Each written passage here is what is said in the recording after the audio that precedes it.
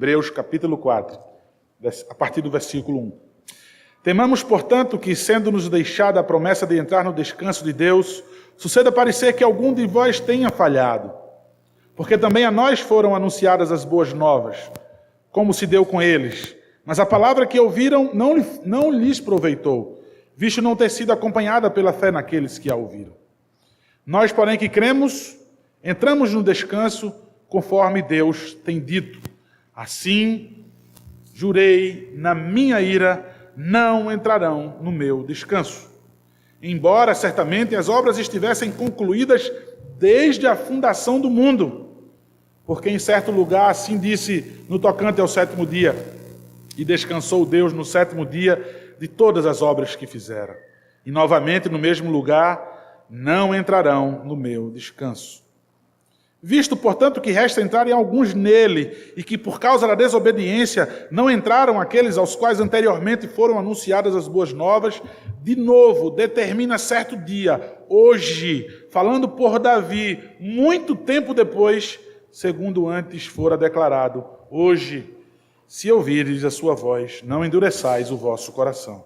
Ora, se Josué lhes houvesse dado descanso, não falaria posteriormente a respeito de outro dia. Portanto, resta um repouso para o povo de Deus. Porque aquele que entrou no descanso de Deus, também ele mesmo descansou de suas obras, como Deus das suas. Esforcemo-nos, pois, por entrar naquele descanso, a fim de que ninguém caia segundo o mesmo exemplo de desobediência. Porque a palavra de Deus é viva e eficaz, e mais cortante do que qualquer espada de 2 gumes, e penetra até ao ponto de dividir alma e espírito, juntas e medulas, e é apta para discernir os pensamentos e propósitos do coração. E não há criatura que não seja manifesta na sua presença. Pelo contrário, todas as coisas estão descobertas e patentes aos olhos daquele a quem temos de prestar contas. Amém. Podem sentar, irmãos.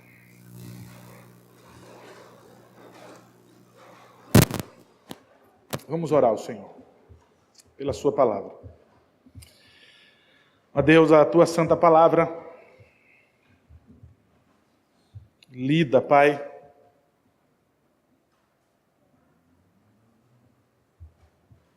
desejamos tanto que o Senhor permita que com o teu Santo Espírito ela desça para os nossos corações. Ó Deus, acredito que todos aqui são alfabetizados. Então, Pai, que a palavra não fique apenas na sua mente, Pai, mas que desçam aos seus corações. Cria as crianças, Deus, aqui, que compreendem as discussões dos pais, surpreende aos pais entendendo discussões e conversas sérias, que surpreende os pais quando mexe nos games, que as crianças possam, Deus, também. Que a palavra possa, Deus, lhes ser aproveitada. Elas não vão entender tudo, nem mesmo nós, Pai, os adultos, conseguimos absorver tudo. A nossa mente, Deus, se desvia. Somos roubados, Deus, pelo nosso coração, que nos distrai para as futilidades do amanhã ou do ontem. Mas te pedimos, Deus, que até o pequenininho, o menor entre nós, possa aprender desde já com a reverência que os pais têm com a tua palavra. Que possam perceber com que alegria os pais cultuam, com que alegria e com que atenção eles têm à tua palavra. Isso implica, Deus, e há um resultado maravilhoso para o futuro dessas crianças. Em nome de Jesus, Deus, por nós, os adolescentes, os jovens, os adultos, os idosos,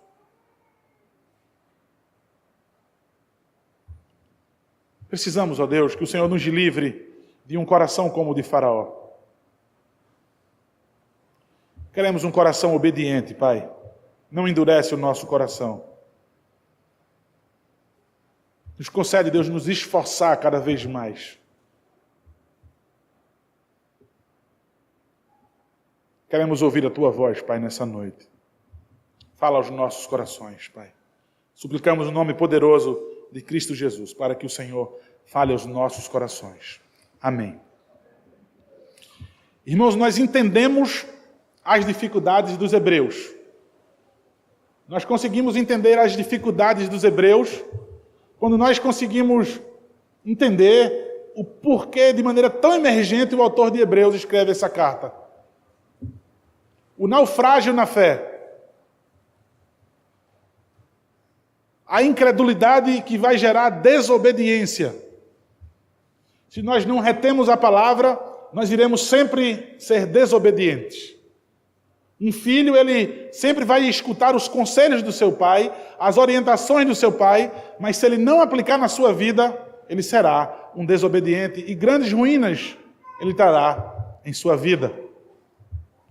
O autor de Hebreus, quando escreve essa carta, e como já comentei tanto aqui, né, talvez não coloque a localização exata de onde eles estavam, nem mesmo assina a carta, pela urgência, mas eu creio que muito mais pela grande perseguição, pela grande dificuldade que havia em ser crente, a grande responsabilidade de, como comumente era feita nas cartas na literatura grega, eram assinadas com saudações, conforme nós vimos na Bíblia outras cartas. O autor de Hebreus se detém apenas em apelar de maneira vibrante, de maneira emocional, é um apelo, é rogar mesmo, é um apelo profundo. O que está acontecendo com a igreja? O que está acontecendo com a igreja?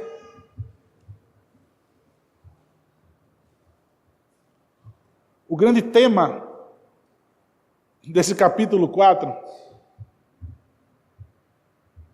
é a possibilidade de mim e de você naufragar na fé.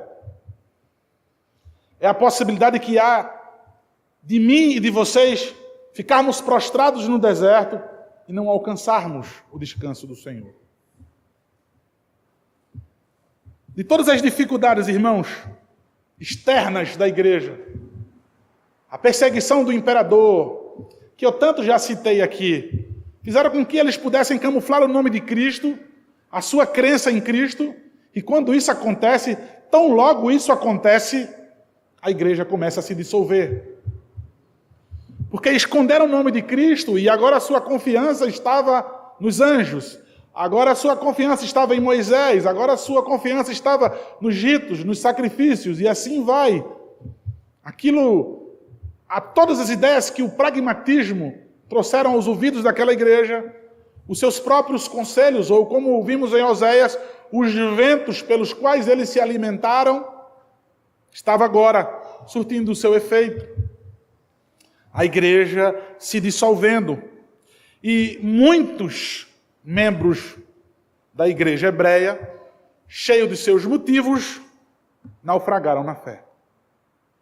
O capítulo 4, irmãos, ele resume e ao mesmo tempo enriquece o assunto do descanso que nós começamos a ver no capítulo 3. A grande pergunta, as promessas que foram dadas aos israelitas, eles que perderam, inclusive, por conta da incredulidade, não entraram no descanso de Deus, nós já vimos isso e vamos continuar vendo. Essas promessas que foram dadas a ele, perderam a validade ou vale também para os dias dos hebreus e para os nossos dias? Essa é a grande pergunta. Tem validade para as nossas vidas? Tá bom, você já falou, o autor de Hebreus sabe que vão surgir perguntas. Por isso que Paulo usa muito da pergunta retórica. Já se sabe a resposta. Ele sabe que iam surgir essas perguntas. Então, a resposta que ele dá aqui é para uma possível pergunta. Sim, mas as promessas que foram dadas para eles no passado servem para a gente hoje também. Só que, meus irmãos, juntamente com a promessa da bênção, tem algo também que tem a mesma validade hoje. Juntamente com a promessa de herdar a vida eterna, de herdar o descanso, de herdar Jerusalém celestial, juntamente com essa promessa, que é válida aos nossos dias hoje, também tem outra promessa que também está na mesma validade. E eu quero mais uma vez que vocês observem comigo o versículo de número 1 do capítulo 4. Temamos, portanto, que sendo-nos deixada a promessa de entrar no descanso de Deus, suceda parecer que algum de vós tenha falhado. Nesse único versículo, nós encontramos 3 palavras em destaque. Essas 3 palavras que nos trazem uma mensagem. Palavras importantes. Ela tem aí o medo, ela tem a promessa e ela tem também a falha. Medo porque temamos. O autor, certamente, com maior segurança disso, ele é um apóstolo, ele é um pastor. Ele tem no seu coração as ovelhas, a sua preocupação. Então ele tem medo que essas ovelhas se percam. Ele tem medo que essas ovelhas morram. Eles têm medo que os membros daquela igreja fiquem prostrados, assim como o povo no deserto, que morram. Por que temor? Por que medo? Esse temor aí é uma preocupação, é uma ansiedade natural do coração da pessoa. Quando eu temo alguma coisa, é porque eu estou muito ansioso, é porque eu estou muito preocupado. Naturalmente, existia isso no coração do pastor da igreja hebreia. Na verdade, não o pastor deles, mas o pastor que escreve a eles. Quando ele diz temamos, ele está querendo incluir o resto da igreja. Quando ele diz temamos, ele quer compartilhar esse medo, ele quer compartilhar essa ansiedade, ele quer que a igreja sinta também essa ansiedade, ele quer que a igreja também tenha essa preocupação. Porque isso não deve estar somente no coração do pastor, mas de toda a igreja. Toda ovelha deve temer que outra ovelha se perca. As ovelhas, elas vivem em bando. Não é cada uma por si. Se a igreja vive desse jeito, há pecado. Não é ovelha. Se há rebeldia de não viver como ovelha, é bode, é lobo, é qualquer outra coisa. O autor de Hebreus, ele quer deixar claro. Olha, quando eu apelo para vocês, eu quero dizer que eu tenho medo do que pode acontecer com vocês. Aonde vocês vão chegar. E eu não quero sentir isso sozinho. Eu quero que a igreja também tema que isso aconteça. Irmãos, o autor de Hebreus sabe a desgraça. E nós vimos o que acontece, nós vimos hoje em Oséias. E nós podemos testemunhar em nossos dias quando nós somos desobedientes, quando o homem ele resolve obstinadamente permanecer em desobediência. O autor de Hebreus temia que isso acontecesse com as suas ovelhas, que isso acontecesse com a igreja. Então, queridos, observar atentamente os irmãos que estão se desviando. Esse era o medo, essa era a ansiedade. E ele diz, olha, eu quero que vocês olhem, eu quero que vocês tenham sensibilidade para olhar para o lado, para frente e para trás. Eu quero que você olhe ao redor e veja, há alguém se desviando, há alguém fraco na fé. Veja, temamos, portanto. Ele está dizendo, olha, temamos o quê? Que a promessa que foi conservada aos nossos dias, os nossos irmãos venham a falhar. Vocês precisam temer, e para que vocês possam mostrar de fato que estão sensíveis e que temem mesmo, vocês têm que orar pelos seus irmãos. Olha, orar pelos seus irmãos. Quanto tempo faz que você não ora por seus irmãos? Ou talvez você seleciona somente aquela sua amiga preferida, ou um grupo mas você não ora pela igreja. Ou quando você não coloca a sua fé em ação. Ou quando você não demonstra amor pelos seus irmãos. Muitas vezes, em vez de temer o naufrágio na fé dos meus irmãos, ao invés de temer a enfermidade do meu irmão, muitas vezes eu contribuo para que ele adoeça mais. Olha, abrir a minha boca somente para aquilo que edifica. Se o meu irmão está fraco na fé, e a minha boca, ou o meu ouvido que eu empresto para ele, é só para ouvir aquilo que não edifica, é só para ouvir justiça própria ou qualquer outra coisa, eu vou estar matando o meu irmão. Eu vou estar matando e juntamente sendo contaminado e sendo adoecido. Embora cheio de vento, você está matando o seu irmão. Temer. Não sozinho. O autor de Hebreus quer que toda a igreja sinta a mesma coisa. Somos ou não somos um corpo? Todo mundo deve sentir. Se o dedo do pé está machucado, todo o corpo sente, a cabeça sente, todo o corpo sente. Temamos. Abram os olhos. Observem se há irmãos fracos, se há irmãos enfermos, se há irmãos se desviando. A segunda palavra, promessa. As promessas de Deus, Ele quer colocar. E Ele quer dizer que ainda permanecem para nós hoje. Porque Deus é fiel à sua palavra. Ele vai dizer, nós devemos nos esforçar. Foi prometido, mas nós lemos ainda nesse capítulo, no versículo 11, esforcemo-nos. A promessa foi dada, já está garantida, mas você precisa se esforçar, porque os que não se esforçam morreram. Existe sim o perigo do naufrágio. Quem está de pé, cuide para que não caia. Quando ele diz, irmãos, sendo deixada a promessa, no versículo 1, de entrar no descanso de Deus, esse sendo deixada significa permanece para vocês.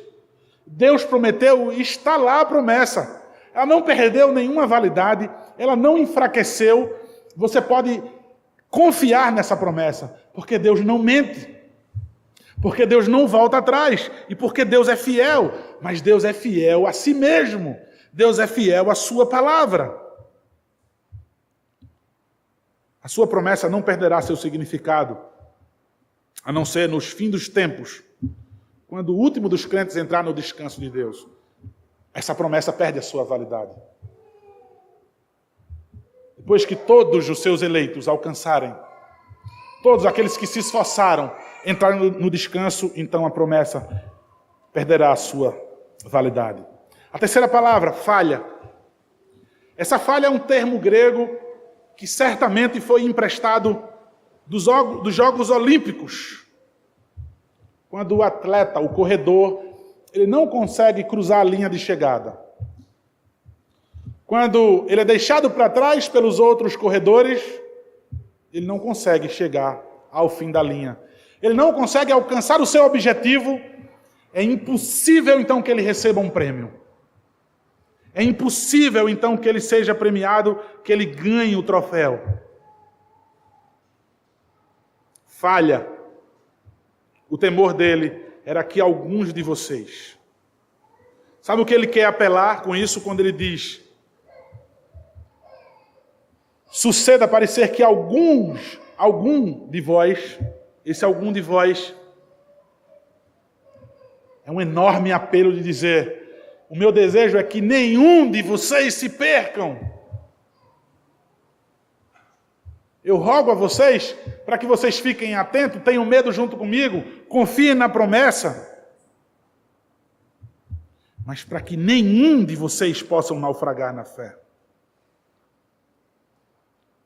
A igreja toda deve estar vigilante. Jamais deve baixar a guarda, jamais deve deixar de dar suporte ao seu irmão para que ele continue e corra, para que ele cruze a linha de chegada.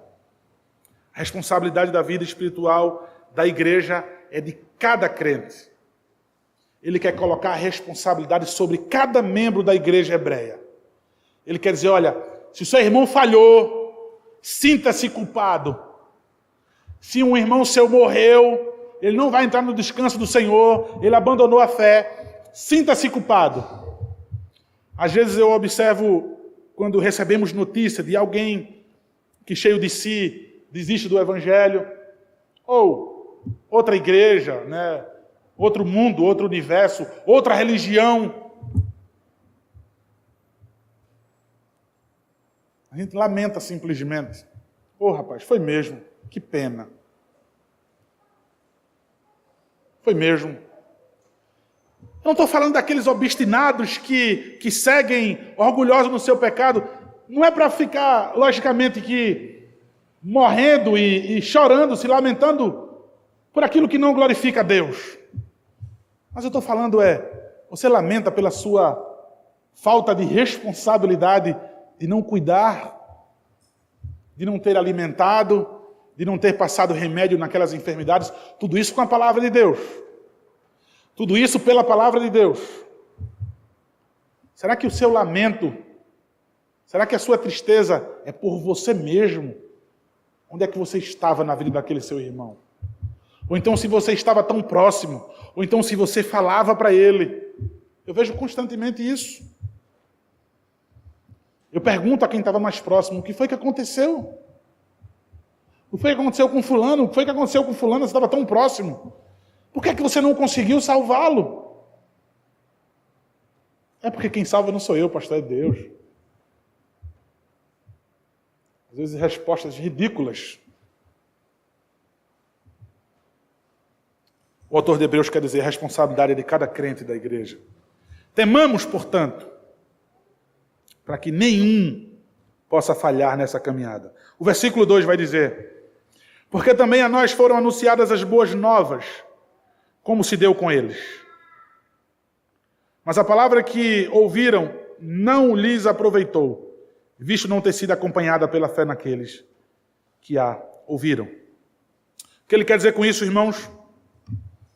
Não há nenhum privilégio em nós hoje, ou neles no passado. Logicamente que não em nós mesmos, porque agora temos Cristo.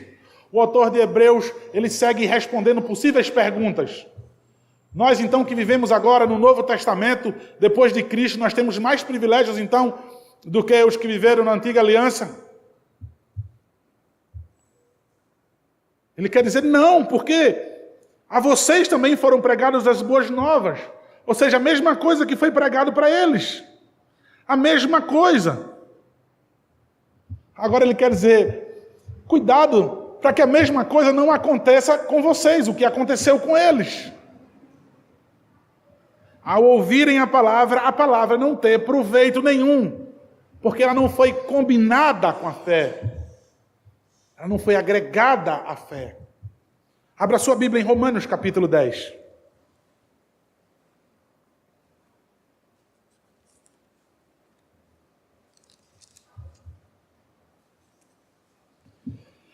Romanos, capítulo 10, versículo 16.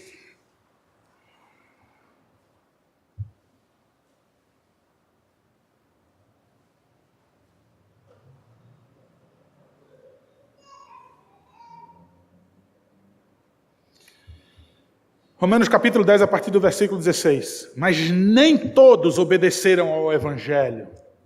Nem todos obedeceram ao Evangelho. Pois Isaías diz: Senhor, quem acreditou na nossa pregação? E assim a fé vem pela pregação. E a pregação pela palavra de Cristo. Mas pergunto, porventura não ouviram? Sim, por certo. Por toda a terra se fez ouvir a sua voz, e as suas palavras até aos confins do mundo. Ouviram as boas novas, ouviram o Evangelho, mas não teve proveito, visto não ter sido acompanhada pela fé daqueles que a ouviram. Esse versículo de Romanos, a fé vem pelo ouvir a palavra de Deus. Nós vemos aqui pela pregação. Observe de novo o texto. E assim a fé vem pela pregação, e a pregação pela palavra de Cristo. Nem todos obedeceram, nem todos acreditaram na pregação. Acompanhar a fé, quando você recebe a palavra, é você acreditar nessa pregação, é você absorver, é você viver esta palavra.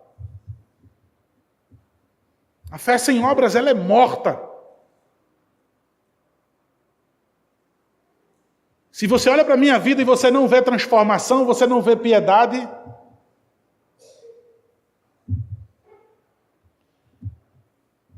será que você não consegue olhar para a vida do seu irmão? Você não consegue olhar para ele e ver que ele está doente, você não consegue ver isso. Pelo amor de Deus, você não consegue ver a enfermidade na vida do seu irmão quando ele abre a sua boca. Vocês não conseguem perceber o que é enfermidade? É porque eu também estou leproso.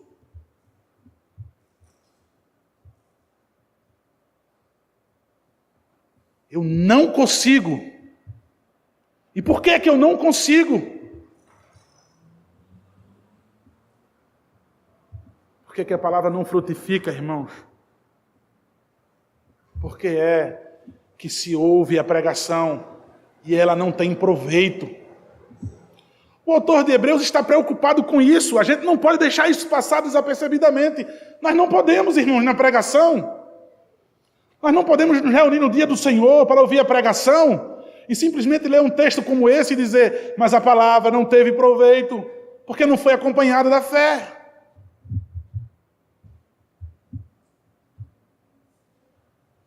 Você pode conversar com qualquer pastor de verdade. A grande preocupação dele não é com o número de membros.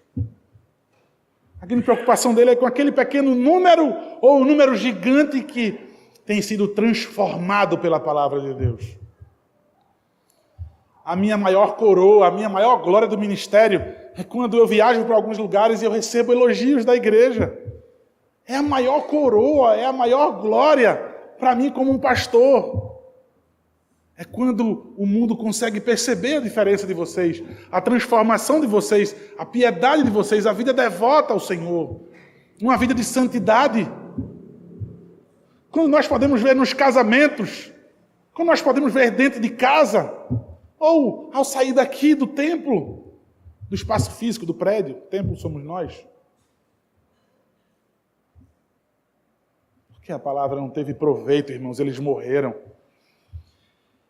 É por isso que o autor de Hebreus quer dizer, e não está tendo proveito nenhum, seu irmão vai morrer.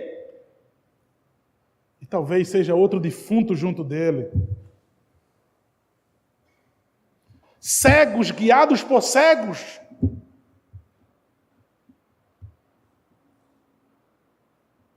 Pregação não ter proveito, irmãos. Olha quanto tempo vocês passam sentados ouvindo a pregação.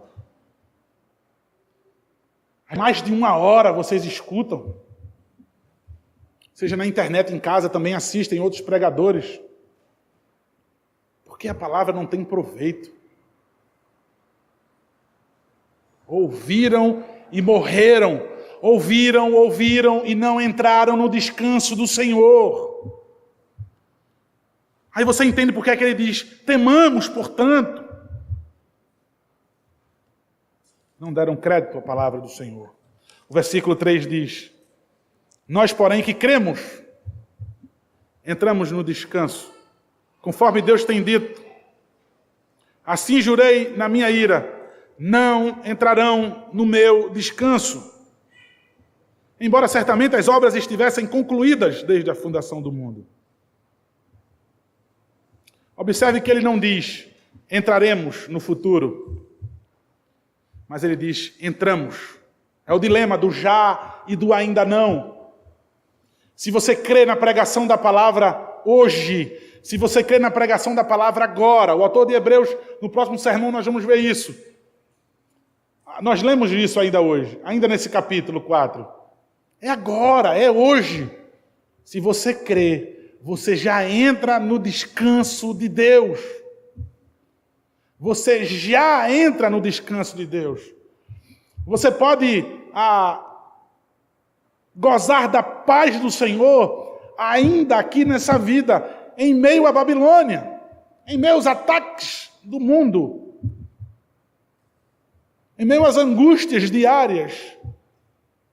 As pessoas podem olhar para você e ver uma pessoa não maldizente, não uma pessoa iracunda, maledicente, não uma pessoa que o sol se põe e nasce, se põe e nasce, se põe e nasce, e a ira permanece. Você pode ter paz. Hoje você pode entrar no descanso do Senhor. Você pode experimentar um pouco do que significa o descanso do Senhor ainda nessa vida. Ele dá hoje, mas ainda não plenamente. Você vai ter porções, mas ainda não plenamente. Nós entramos no descanso do Senhor. E ele diz: não entrarão no meu descanso. Não entrarão no meu descanso. Ele vai dizer: embora as obras estivessem concluídas desde a fundação do mundo. Veja, Deus não trabalha, Deus não estabeleceu esse descanso à mercê do homem. Porque se eu vou crer ou se eu não vou crer. Veja, pela sua própria culpa, se você não decreta a palavra, se você não receber a palavra com fé, se você não colocar em prática, você não for um operoso praticante, você não vai entrar no descanso do Senhor. E fique sabendo, Ele está preparado antes da fundação do mundo. Versículo 4 nos diz: porque em certo lugar, assim disse no tocante ao sétimo dia, e descansou Deus no sétimo dia de todas as obras que fizera. Ele está citando aqui Gênesis capítulo 2, no versículo 2. Mas esse descanso do Senhor não significa ociosidade. Estão lembrados em João capítulo 5, versículo 17? O Senhor foi censurado pelos hipócritas ali, pelos cheios de vento, cheios de sabedoria e de razão, os crentões da época, os que sabiam até o que Jesus Cristo deveria fazer, porque aqueles ali cheios de letra sabiam até o que Jesus Cristo deveria fazer. Você conhece? Você conhece esse seu eu? Até o que Jesus Cristo devia fazer, eu sei. Eu sou o cara. No domingo você está curando, e na época no sábado, né? A resposta de Jesus é: meu pai trabalha até agora. Eu trabalho também. Ou seja, o conceito de vocês do descanso é ociosidade. De fato, essa não é a palavra do Senhor. A palavra do Senhor não significa ociosidade. Para Deus, o descanso é o cessar do seu trabalho da criação. Descansar a Deus é parar, é concluir, é acabar a obra da criação. E aí se inaugura um novo tempo, o tempo do descanso, quando o Senhor conclui o trabalho da criação. Para nós, o descanso é parar de pecar. Nós descansaremos. Quando entrarmos no descanso do Senhor, nossa maior alegria será não simplesmente inclinar mais para o pecado e desobedecer ao Senhor. Não pecar contra o Senhor. Gozar da eternidade em sua presença. Não mais ofenderei o Senhor. É uma consciência de estar na sua presença sagrada. Olha, o descanso do Senhor, eu vou estar para sempre em sua presença. É por isso, irmãos, que quando se fala sobre o descanso do Senhor, o morrer e o ir para o céu, ou a volta do Senhor, para muitos será prejuízo. porque eu amo o dinheiro, porque eu amo os meus planos, porque eu amo essa vida. Então, tantas coisas que eu ainda me programei para fazer, que se o Senhor voltar hoje será prejuízo. Isso é muitas vezes o que está no nosso coração. Mas o descanso, de fato, uma consciência livre, pura, de estar na presença sagrada de Deus.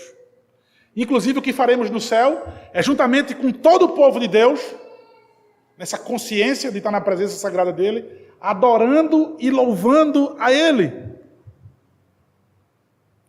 É um feliz e perfeito prazer da simples, gloriosa e majestosa presença de Deus. Eu tenho satisfação plena, alegria plena de estar na presença de Deus.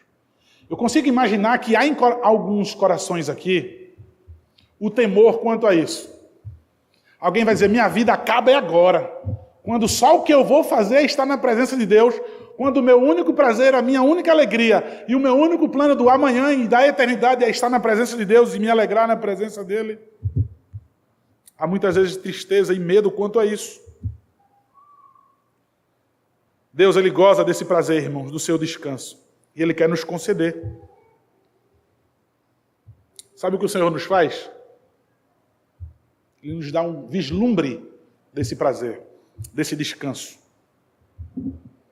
E muitas vezes nós não aproveitamos. Nós temos o dia do Senhor. Logicamente que o autor de Hebreus, nesse contexto, ele não estava preocupado de dizer se era o primeiro ou se era o último dia da semana. Ele quer falar sobre o descanso. O dia do Senhor, nós sabemos que são prévias. São oportunidades que nós temos de passar um dia na presença gloriosa do Senhor. Veja, é o que eu vou fazer durante toda a eternidade. Alegria, satisfação de permanecer na presença de Deus, louvando e adorando o Senhor. A cada semana, Ele vai te dar um dia. E diz assim, aproveita esse dia. Ensaia como será o céu.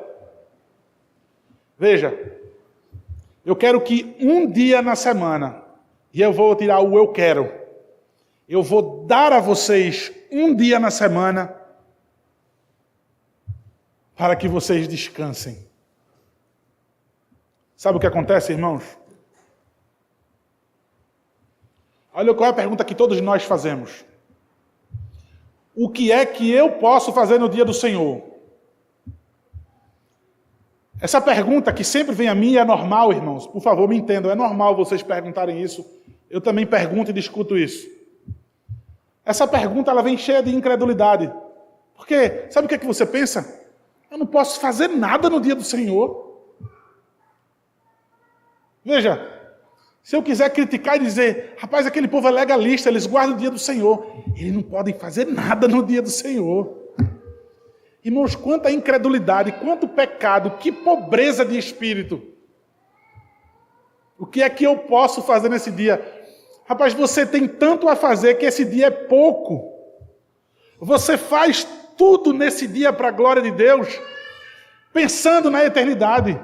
Você diz, caramba, já vai acabar o dia, eu não aproveitei. Já vai acabar o dia e eu não aproveitei a presença gloriosa do Senhor, porque nesse dia eu não trabalho, porque nesse dia eu não estudo, porque nesse dia eu não me recreio, porque eu tenho algo muito melhor do que trabalho, muito melhor do que estudo, muito melhor do que recreação. É estar na presença de Deus, mas eu acho punitivo não poder brincar no dia do Senhor. É terrível imaginar que um dia na semana eu não vou poder assistir Netflix. É terrível e é legalismo se eu disser para você, saia das redes sociais no dia de domingo. Sabe o que eu ouvi naquela igreja, Castelo Forte? O pastor disse que não é para acessar as redes sociais no domingo. Porque eu estou dizendo para você, fique na presença do Senhor durante todo esse dia. Não jogue bola, não assista filme, não vá para as redes sociais, não vá para o WhatsApp conversar coisas que não tem nada a ver sobre faculdade, sobre trabalho, sobre qualquer outra coisa fútil.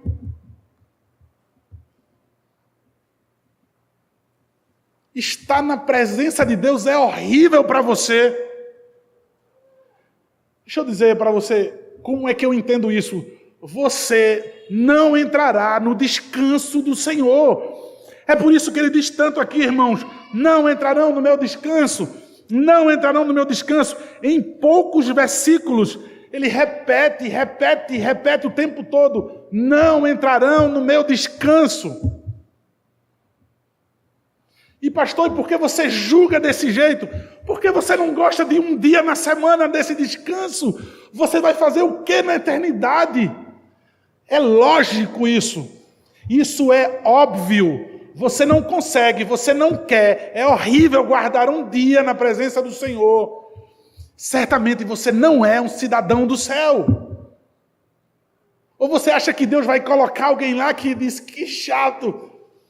Que chato o céu. Deus, que chato estar na tua presença. É só isso que eu vou fazer no céu.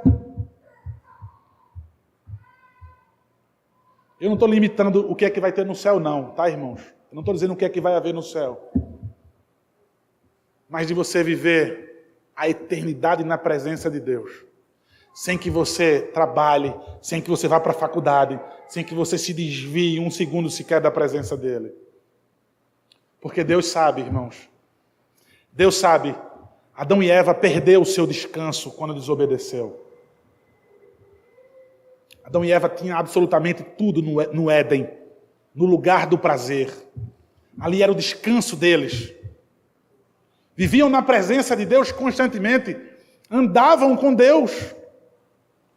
Perderam o descanso deles quando desobedeceram. Quando passaram a crer no diabo, perderam o descanso.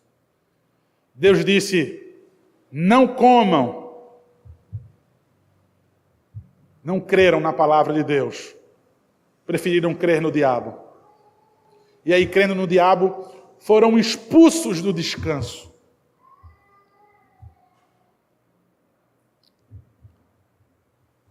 Me permita perguntar de novo a você. Você não guarda um dia para o Senhor? O que é que você vai fazer no céu? Por favor. Quem foi que mentiu para você? Qual foi a igreja? Qual foi o pastor que mentiu para você dizendo que você vai para o céu? E por que você vai para o céu? Se você odeia a presença de Deus, você odeia a sua palavra. Quando você não a obedece, quando você não a absorve com fé, quando você não a vive, você é oposição a ela, você odeia. Quem mentiu para você? O que é que eu posso fazer no dia do Senhor? Deixa eu dizer, você tem 24 horas só. Daqui a pouco você vai voltar a trabalhar e estudar. Você tem 6 dias para trabalhar e estudar. Você tem 6 dias para se divertir. Você tem 6 dias para um monte de coisa. Deixa eu dizer para você, você só tem 24 horas para buscar a presença do Senhor. A exclusividade da presença do Senhor. E ver alguns irmãos meus aqui da igreja que choram, né, pela necessidade e têm que trabalhar nesse dia. Alguns irmãos lamentam, pastor, pela necessidade. Meu irmão, com certeza Deus não vai imputar esse pecado em você. Mas rede social não é necessidade. Diversão não é necessidade. Difamar o seu irmão não é necessidade. Injuriar o seu irmão não é necessidade. Abençoar. Dar suporte ao seu irmão. Essas são obras de misericórdia que devem ser feitas no dia do Senhor. Você quer fazer isso no dia do Senhor, obras de misericórdia? Tem espaço para você fazer isso. Não é ociosidade. Vá visitar enfermos. Vá fazer uma caridade aos pobres, aos órfãos, às viúvas. Chame a diaconia da igreja. Eu quero visitar as viúvas, os órfãos. Tem espaço no dia do Senhor para fazer isso, mas observe. Passe de mágica, acaba o dia do Senhor. Você não aproveitou. E o pior, você nem lamenta porque não aproveitou esse dia. Acorda tarde, no desespero para ir para a igreja, chega atrasado todo domingo no culto, mostrando que pouco você se importa com o que vai acontecer ali. Pouca importância se dá quando se chega atrasado. Entendam, existem acidentes, existem ocasiões em que vai acontecer. Vai acontecer. Comigo, inclusive. Tá? Estou falando quando você vive fazendo isso. A maior vergonha é saber que existe o dia do Senhor. Está no nosso símbolo de fé. Está no manual presbiteriano. Está na Bíblia Sagrada acima de tudo. Nós não vivemos. Se alguém mentiu para você, deixa eu falar a verdade. Você não vai herdar o descanso do Senhor. Porque num dia você não suporta a presença dEle. Porque num dia você se ira, porque você se irrita e você acha enfadonha a presença do Senhor. Num dia. A grande verdade, e você vai concordar comigo, é que ele não é um lugar para você. O descanso do Senhor não é um lugar para você. É lógica. A palavra do Senhor nos deixa bem claro, irmãos.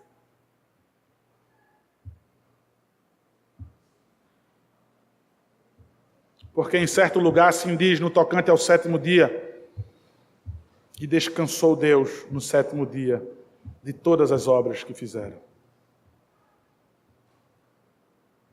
Agostinho de Hipona disse: Senhor, meu coração não descansa até que eu descanse em Ti.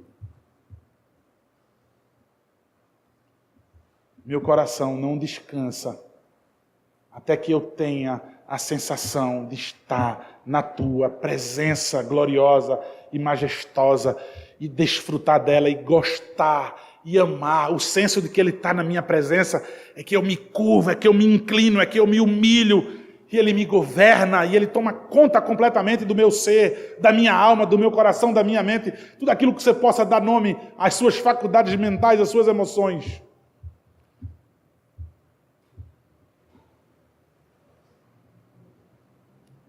E aí, irmãos, para mim isso é tão rude. E eu poderia ousar, não digo isso, tá, irmãos, porque é a palavra de Deus.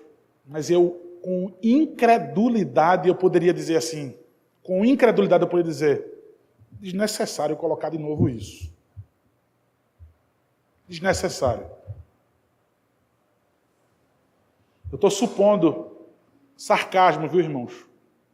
Com incredulidade, eu podia chegar ao autor de Hebreus e dizer: para que você vai escrever um negócio desse? De novo? Rapaz, está falando isso com a igreja. Passando pela maior dificuldade, você vai e coloca de novo isso. Escreva não de novo. Escreva não. Ele diz, no mesmo lugar, versículo 5. Novamente,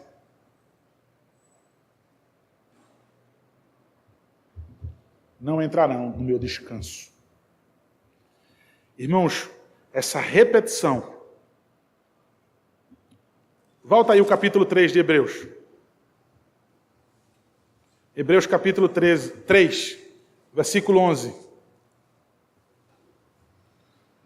Hebreus 3:11. Assim jurei na minha ira, não entrarão no meu descanso.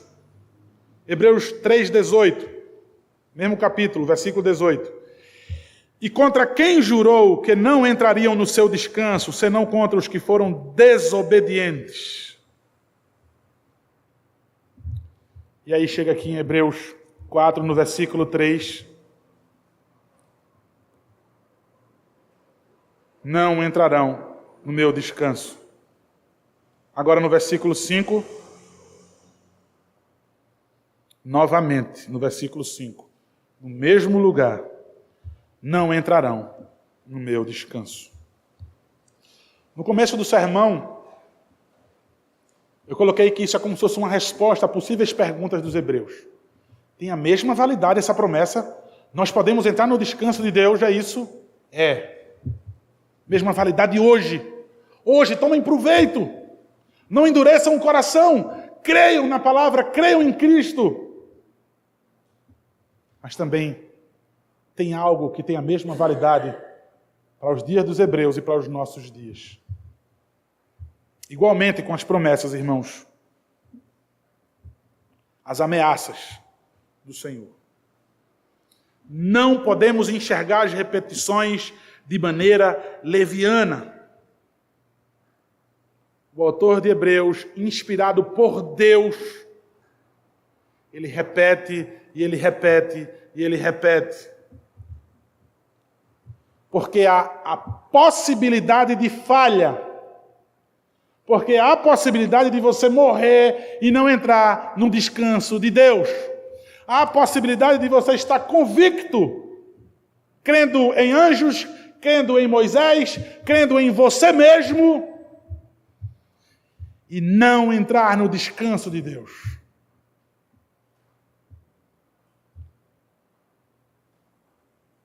A promessa é para você hoje, meu irmão e minha irmã.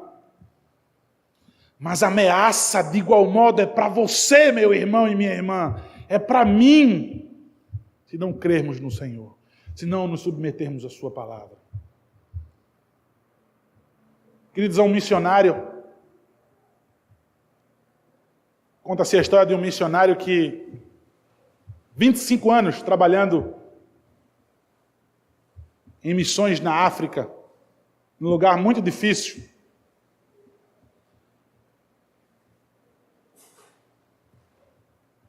Esse missionário voltou para casa e ele esperava muito ser honrado, né? De todo o trabalho árduo dele. Quando ele chegou no aeroporto, ele viu aquela multidão no aeroporto, banda tocando, faixa, confetes e bolas. Ele ficou cheio de alegria quando ele viu aquilo. Só que a alegria dele foi pouquíssima quando ele percebeu que aquela recepção não era para aquele missionário, não era para ele que trabalhou 25 anos pregando o Evangelho. Era para alguém que desceu primeiro do que ele. O pessoal abraçou e festejou. Ele foi para casa triste, abalado. Ele orou ao Senhor. Mas Deus, depois de 25 anos trabalhando para o Senhor, na sua obra, eu volto para casa, ninguém me recebe, não tenho recepção nenhuma, não tenho honra nenhuma. E aquele servo de Deus disse que a sensação foi de ouvir bem claramente no seu ouvido: você ainda não chegou em casa. Você ainda não entrou no meu descanso. Queridos, recebamos a promessa do Senhor, crendo pela pregação da palavra do Senhor Jesus Cristo, na salvação dele. Não confie mais em você mesmo. Não confie em anjos. Não confie no seu coração. O aguardar ardentemente a promessa do Senhor é não falhar. É ouvir com fé a palavra. Esperar esse descanso. Veja, eu não vou falhar. Eu vou ouvir a palavra com fé. E eu vou aguardar esse descanso. É o meu objetivo. Que o Senhor tenha misericórdia de nós, irmãos. Que você saia daqui crente nessa noite. Em nome de Jesus. Amém.